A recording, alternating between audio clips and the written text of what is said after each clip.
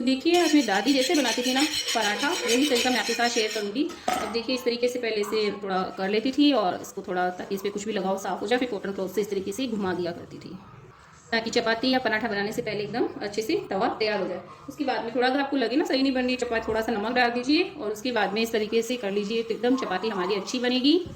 अब देखिए दादी लेती थी आटे की लोई, नॉर्मल इतनी, थोड़ा सा हल्का सा मोटा ही लेती थी।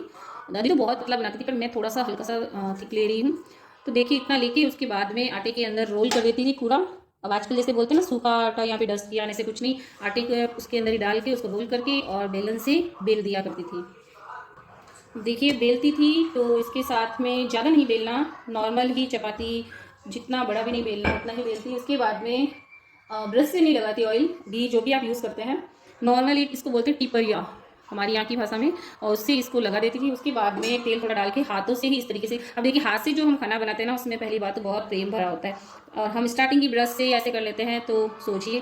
तो ये ऐसे लगाती थी। उसके बाद में इसके ऊपर लगाती थी थोड़ा मिर्ची, और साथ ही में डालती थी थोड़ा नमक, और उसी के साथ में डाल देती थोड़ा जीरा, और थोड़ा सा डाल देती हींग पाउडर, और फिर वापस हाथ से ही इस तरीके से करती, क्योंकि ये जो पराठा बनाते हैं ना, इसका स्वाद बहुत ज़्यादा अच्छा आता है। आप बना के देखना, और हाथ से बनाए हुए पराठे का फ्लेवर भी बहुत अच्छा होता है ना। अब देखिए इसको वापस से यूँ फोल्ड करती, और वापस जो उंगलियाँ भरी हुई होती ना, उसको ऐसे इस तरीके से कर लेती। अब जब ये लेयर भी वापस मिर्ची से लगी हुई होती, तो सोचिए इसका स्वाद कितना अच्छा आएगा। वापस से इसको ऐसे फोल्ड कर देना, और वापस से जो हाथ भी एकदम जो नमक मिर्ची के थे वो सही हो गए। उसके बाद में आटे के अंदर ही इसको हमने डाला, कोई ऊपर से डस्ट नहीं करना, नॉर्मल जो हम आटा लेते हैं बेलने के लिए वो डाला। और उसके बाद में इस ट्रायंगल पराठे को, तिकोने पराठे को, इसको टिकड़ा भी बोलते हैं, और इसको हम बेल लेते हैं।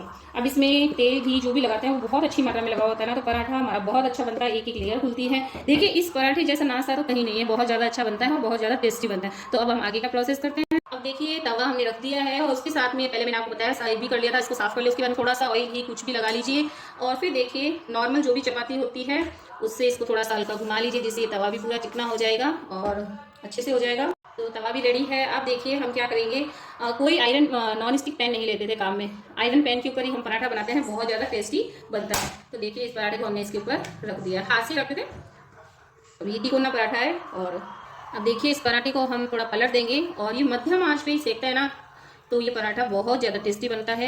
आजकल हम जल्दबाजी करते हैं, पहले के लोग इतनी जल्दबाजी नहीं करते थे, हर काम आराम से करते थे। अब हमने ऑयल लगा दिया है। घी अगर पसंद करते तो घी में भी बनाए, मेरी दादी तो घी और तेल दोनों के पराठे बनाती थी, और दोनों ही बहुत ज़्यादा टेस्टी बनते थे। अब देखिए इसकी साइड हम पलट देंगे हाथ से ही नॉर्मल, क्योंकि हम रात दिन काम करते हैं किचन में, जिसका हाथ जले प्लीज़ चिमटे का प्रयोग करें।